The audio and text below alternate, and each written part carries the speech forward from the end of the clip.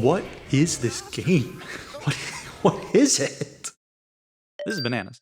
Hello everybody, welcome back to the channel. You're watching Nomad Games, and I just need to talk about Donkey Kong Bananza a little bit more. I am becoming more and more excited for this game. I already was. This game has been marketed in such a great way, where they initially showed us enough to pique my interest, and then the direct came out and like really just, I was gonna say stole the show, but it was literally the only part of the show. But you get what I'm saying. Like, it really gave us so much more detail on what we can expect without spoiling us. And I still think there's plenty more in the game to experience. And I think just the gameplay itself is going to speak for itself. So I just want to talk about the top 5 things I didn't really, that I kind of skimmed over in the last video, that I want to go a little bit more in depth here today. So if you will indulge me in this discussion about Donkey Kong Bananza, let's begin. So first, let's talk about the skill tree. I did not expect Bananza to have a skill tree, even though everything they showed us initially lended itself to being like, yeah, you probably can upgrade your destructibility. You can probably upgrade this or this, upgrade to this mechanic or something. I just didn't expect it. And then now that I see it, it makes so much sense. So my big question for the skill tree,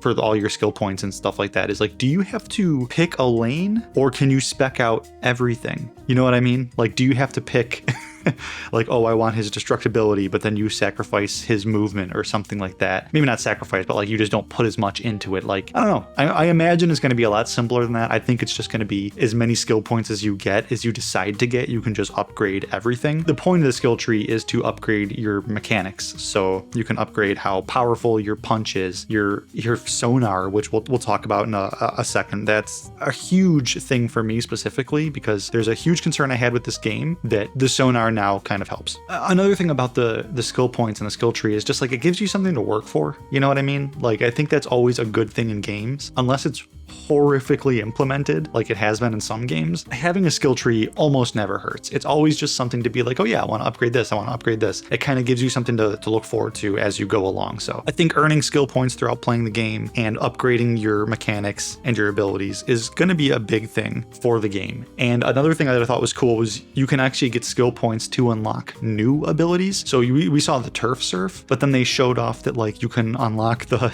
applicably named surf, where you just kind of surf on a rock on the water, which I think is pretty cool. So there's like water traversal now you can upgrade to eventually, and I think that that's fantastic. I think that will probably accommodate each like sub-level you're on in the game, but at the same time, it's probably also not necessary. You probably can go through the game without doing skill points, which is kind of my hope for people that don't want to do that.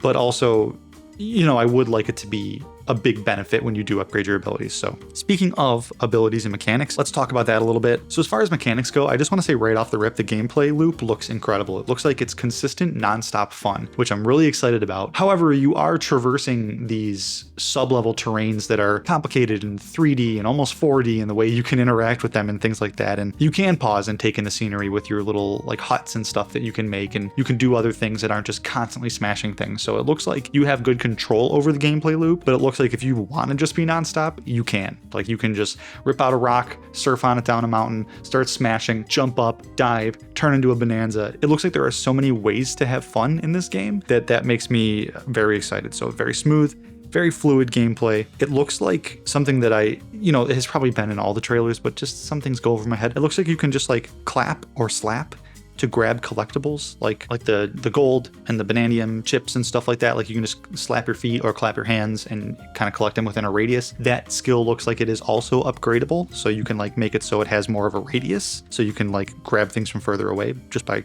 clapping monkey cheeks. Don't say that. Sonar. So this is something that I wanted to talk about. I saw it initially in the direct, and I might have mentioned it in the last video, but this is something that I'm realizing is more important to me than I thought it was. My biggest concern with this game is, I call it the Anthem complex. Remember when Anthem came out and or was coming out, and they were marketing it like it was going to have this great story and everything, and then we didn't hear about it for a while, and then we came back to it and they were like, we've revamped everything, now you can create your own story. And I'm just like, oh Jeebus Christmas, like that just means you just didn't write a story. Like, that's all that means. Like, we created, and then obviously the game came out and there's nothing to do. So my concern was like in that vein, kind of, that it was just going to be, oh, here's an open world that you can smash everything, just go smash everything. And I figured, maybe there's gonna be a little story, but I didn't think it was gonna be this in depth. And one of my big concerns with that, whether it was just simply here's a 3D level, smash everything, or what we're actually getting, which is a lot more in depth. Regardless, across that board, my concern was, is this going to be something where it's just difficult to find things? Like anything could be anywhere. We're going to have no idea. We have to just smash through every level completely to find everything, which can be fun, but also seems a little directionless. And I'm happy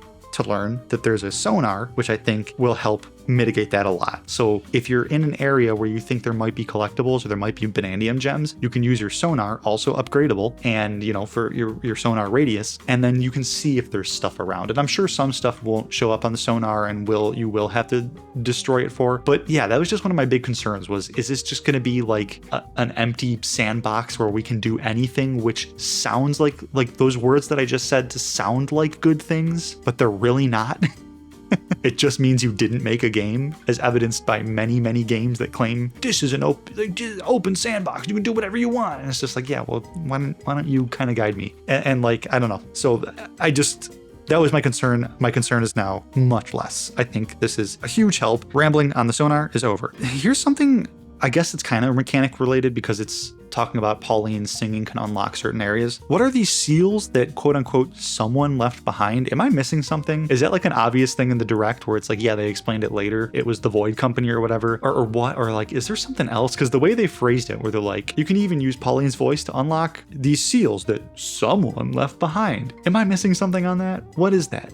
You guys want to enlighten me? Willing to take the L on that one. Very interesting. Anyways, boss fights. Based on the fact that we have so many traversal mechanics, so many mechanics in general, so many different things we can do, the Bonanza abilities, I think boss fights are going to be really creative and really fun. Now, they could end up just being simple, where you can smash through most of them easily.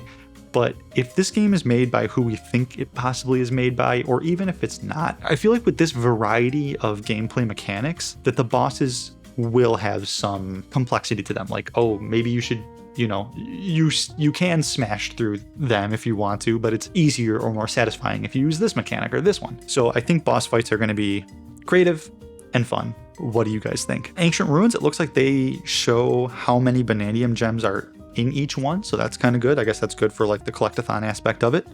And I think the Ancient Ruins are going to be so fun. Going, side-scrolling mode and just like different perspectives in one game. That's obviously something Mario Odyssey did. Split Fiction does it really well. And that's going to be in this game now. So I'm very excited for the Ancient Ruins. I think that's going to be a really fun way to just be like, yeah, let me level up a little bit. Let me pattern interrupt a little bit and try a different style of gameplay within a Donkey Kong that's maybe a little more traditional or just different. So Ancient Ruins, big thumbs up. Another thing you can do is you can find chests in the ground and you can possibly unlock treasure maps. And the treasure maps will also guide the way to certain things. And again, that's just yet another avenue for mitigating the concern of where do I even go? So very happy to see treasure maps in there. Teleporting is nice. I feel like this game is actually going to be quite big. The levels they showed don't look like crazy enormous or anything, but it does look like there's a lot of them. And to kind of be able to teleport between them and go back and forth and be like, oh crap, maybe I missed something over here, or maybe I now have an ability that'll allow me to reach that over there.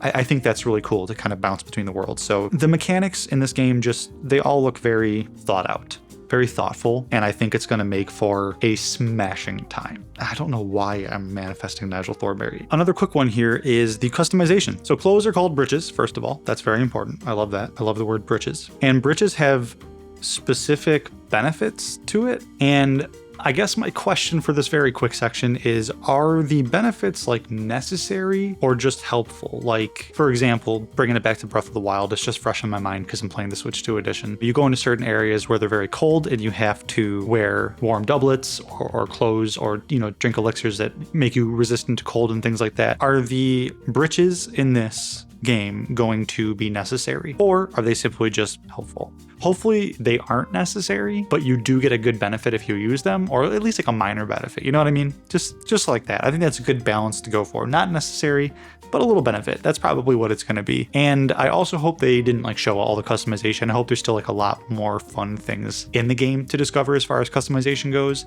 And if we get any sort of DLC for this kind of game, I don't know if that's likely, but maybe they'll add a lot more customization in. So quick little little section on customization. Okay, next one, Bananza, the Bananza mode. So it says that you can switch forms on the fly, and that probably will allow you to create really cool combos. It'll probably allow you to reach areas with secret collectibles that you otherwise couldn't have unless you utilize them properly and like maybe, okay, maybe I got to do the zebra guy and then launch into the ostrich guy and then smash down with, you know, to get somewhere specific. And I think there's going to be a lot of that in this game, and that's really exciting. And I also just want to say how funny me and my best friend were talking about like how perfectly in the spirit of Donkey Kong it is to give him an ability where he can turn into a bird that flies, but make him like the bird that can't fly in real life. All the ostriches don't fly. So what a hoot this game is going to be. I'm so charmed by this game. This does leave me with another question, because I imagine that was a pretty big reveal. That was like, quote unquote, the Cappy reveal. You know, that was the thing you can do in this game. The game is named Bananza. That's the mode. That's the Bananza mode. You can turn into these other, you know, types of creatures that can do other things and be more powerful and faster and can fly and stuff. Are there more? That's the question. Are we going to get more throughout the game? Are we going to unlock more forms? Maybe a swimming form, maybe like a digging form would be really cool. If you can get like some sort of like mole Bonanza or something and you can like trudge through the ground. Oh, that would be cool. Like my mind is running wild with all the different abilities based on real world animals that we could utilize as Bonanza modes. I don't know. Are we going to get more? I'm happy if it's just these three, but I wouldn't hate to see more. And the last thing I want to talk about is co-op mode. Now, I think co-op mode is important. I think it's going to be very good for just getting your friends involved and utilizing game chat and having a co-op experience. I think co-op gaming or gaming with your friends is one of the funnest things you can do with your friends, especially if you don't live in the same states or the same countries. Gaming is a great way to just come together, do something fun. You feel like you're, you know, accomplishing something, or at the very least having fun, and you get to talk to your friends. And I think that's important. But I also think it's important to kind of manage our expectations on this one, because when you are playing as Pauline, you're not going to be getting the full Donkey Kong Bonanza experience, I don't think. I think you're going to just be like a little side character, and that's okay. Like you use your voice to blast enemies, to blast the ground. You can copy the material of nearby objects to maybe harden and strengthen your voice blast, and then use it to blast more difficult things to get through. And it's going to be fun. Like, it looks fun. And it utilizes the mouse controls too, which I think is really cool. But at the same time, you're not traversing, you're kind of just at the mercy of the Donkey Kong player. But it's okay, like that's okay. Like as long as you manage your expectation, you know what to go into. I actually wouldn't mind playing as Pauline every now and again. Like if I just feel like maybe chatting with my buddy and maybe he's on a certain level that I have already completed and maybe have a little more insight on, and he's having trouble with, maybe I could just hop in as Pauline and kind of help him out with it. Like that sounds fun. Like that sounds like another cool way to connect through gaming. So, and it's not like Pauline's useless. Her voice commands look pretty powerful. She chunked up an enemy by just yelling, yeah, go, great. So I think that's going to be pretty cool. It's like an added bonus, but it's probably not going to be as fun as Kong. But maybe, you know what, another thing too, this would probably be great for a little cousin or a nephew or your child or something like that, that just kind of gives them the experience while you're running around and they get to kind of just be on your back and knock out enemies and stuff. Like, I think it's really cool. So yeah, we have to wait until July 17th now, folks. Like, this is probably the last video I'm going to make on it until I do a review on it or a first impressions. I needed to talk about this a little bit more. This is probably a little bit longer of a video, but I needed to talk about Bonanza a little bit more. I'm so excited for it, and there was just some things I kind of skimmed over in the previous video. So there you have it. Let me know what your favorite thing about the direct we saw is. I would be very curious to know your thoughts on the whole someone left behind these seals thing, if you can enlighten me. What do you think about the Pauline mode? What do you think about all the mechanics? Like, do you think the gameplay loop is going to be as fun as I think it is? And I'm trying to think of any more questions to possibly ask you, but I don't know if I have any. So I am going to leave it there, folks, and I will talk to you in the next one. Like, comment, subscribe if you haven't already. Sayonara.